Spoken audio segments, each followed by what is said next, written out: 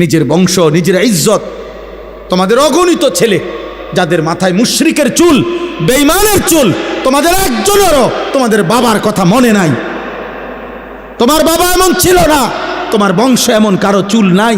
বিগত 100 বছরে তোমার ফ্যামিলির কেউ এমন চুল রাখে নাই। তুমি কোন বেঈমানের মতো চুল রাখছো? মানে তুমি এই প্রথম তোমার বংশ থেকে, তোমার ধর্ম থেকে তুমি নিজেকে সম্পর্ক বিচ্ছিন্ন করে দিলা।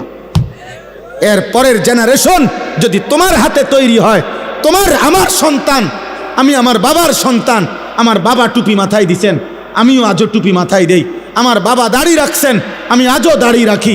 আমার বাবা মৃত্যু পর্যন্ত পাঞ্জাবি পরছেন, আমি আজও পাঞ্জাবি পরি।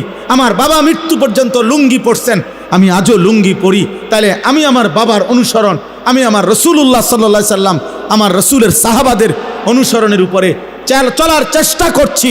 কিন্তু তুমি তো তোমার আল্লাহ, তোমার রাসূল, সাহাবা, আউলিয়া, উলামা, এমনকি তোমার আপন বাবা এবং পূর্বপুরুষের থেকেও সম্পর্ক বিচ্ছিন্ন করে চুলে, চেহারায়, লেবাসে, পোশাকে, চাল চলন, চিন্তা, হাসি, মজাক, কথাবার্তা সব কিছুতে নিজেকে বিচ্ছিন্ন, আলাদা করে দিলা। কি বুঝাইতে চাচ্ছ তুমি? মুসলমান না বেঈমান?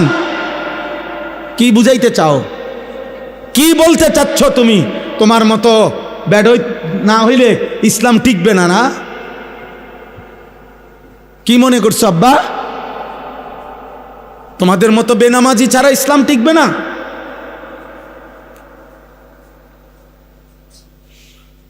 গত আমলে বাংলাদেশের সমস্ত পণ্যের দাম উঠানামা করে।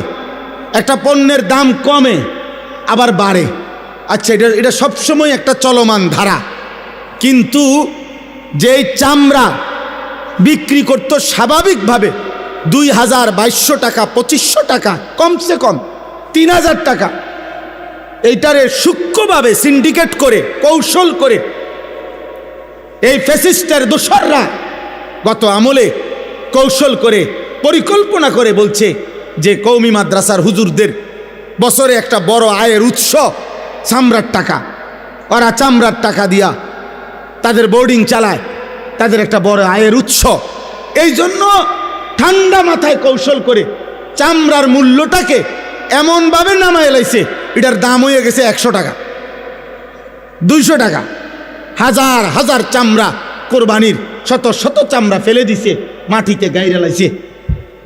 কেউ দাম নাই, কেউ নেয় না, ট্যানারিওয়ালারাও নেয় না।